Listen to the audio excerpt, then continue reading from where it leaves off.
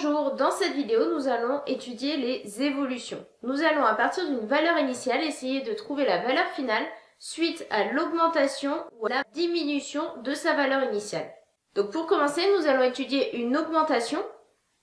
Nous avons un ordinateur qui coûte initialement 600 €. Son prix augmente de 23% et nous aimerions savoir quel est le prix après cette augmentation. Alors, notre valeur de départ, c'est 600 €.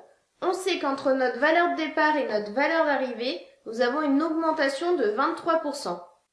Or, nous savons que augmenter un nombre de t% revient à le multiplier par 1 plus t sur 100. 1 plus t sur 100, c'est ce qu'on va appeler le coefficient multiplicateur associé à une augmentation de t%. Ici, nous avons une augmentation de 23%. Donc notre coefficient multiplicateur associé à cette augmentation de 23% va être 1 plus 23 sur 100. Cela signifie que pour avoir ma valeur d'arrivée, je vais multiplier ma valeur de départ par le coefficient multiplicateur 1 plus 23 sur 100. Alors 1 plus 23 sur 100, combien ça fait? 23 sur 100, c'est 23 divisé par 100, ce qui nous donne 23 centièmes. C'est-à-dire 0,23. Donc à 1, j'ajoute 0,23, ce qui va me donner 1,23. Le coefficient multiplicateur associé à une augmentation de 23% est donc tout simplement 1,23. Alors, pour rappel, notre valeur d'arrivée va s'obtenir en faisant la valeur de départ fois le coefficient multiplicateur 1 plus 23 sur 100. Et donc, c'est là qu'on peut constater pourquoi ce coefficient multiplicateur se calcule ainsi. C'est parce que notre valeur d'arrivée, c'était la valeur de départ, VD, auquel on rajoutait 23% de la valeur de départ. Donc là, on le voit peut-être mieux si on développe cette expression. On trouve VD fois 1, donc notre valeur de départ, VD, auquel on ajoute VD fois 23%, 23 sur 100, ce qui nous donne bien les 23% de la valeur de départ qu'on ajoute à la valeur de départ. Donc en conclusion, pour trouver notre valeur d'arrivée, notre nouvelle valeur, ici, il suffit de multiplier notre valeur de départ par 1,23, donc c'est-à-dire 600 fois 1,23, ce qui fait 738. En conclusion, après augmentation, le nouveau prix de cet ordinateur est donc de 738 €. Nous allons maintenant étudier une diminution, donc on va procéder de la même manière, il y aura juste une petite modification au niveau du coefficient multiplicateur. Donc cette fois-ci, c'est une tablette tactile qui coûte initialement 250 €. Lors des soldes, on va diminuer son prix de 15%.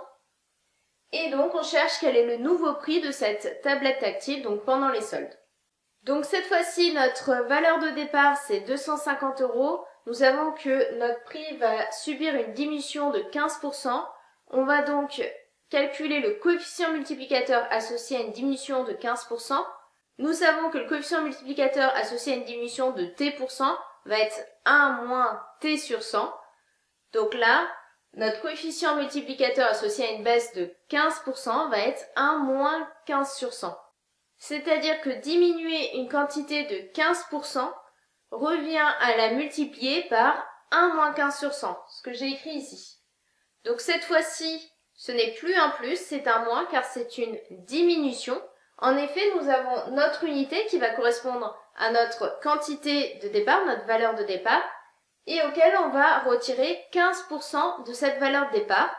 Donc on va prendre notre valeur de départ, la multiplier par 1 moins 15 sur 100. Donc valeur de départ fois 1, ce sera notre valeur de départ. Et valeur de départ fois moins 15 sur 100, ça va nous faire moins 15 sur 100 fois la valeur de départ.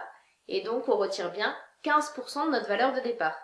Donc 1 moins 15 sur 100, ça nous fait 1 auquel on retire 15 centièmes. Donc 1 moins 0,15, ce qui va nous donner 0,85. On va maintenant pouvoir calculer notre valeur d'arrivée, notre nouvelle valeur. Il suffit de multiplier notre valeur de départ par le coefficient multiplicateur ici. Donc notre valeur de départ 250 par 0,85, ce qui nous donne 212,5. Nous avons donc trouvé que pendant les soldes, c'est-à-dire après avoir subi la baisse de prix de 15%, notre tablette tactile coûte 212,5 €. J'espère que cette vidéo a été claire et que vous l'avez bien comprise. N'hésitez pas à aller voir d'autres vidéos sur ma chaîne YouTube et à vous abonner. Je vous souhaite une bonne continuation. et bon courage!